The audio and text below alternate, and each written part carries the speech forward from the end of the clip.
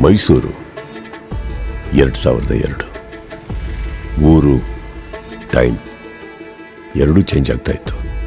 Change ಆಗ್ತಾ ಇದ್ದಿದ್ದ ಆ ಟೈಮಿನ ಒಂದು ಕಥೆ ಇದು.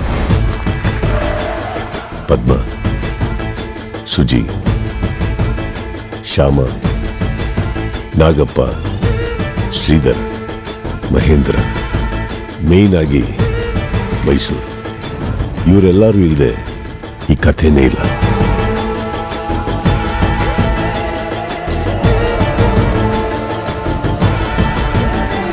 ಇವನೇ ಪಚ್ಚ. ಇದು ಇವನ್ ಕಥೆ.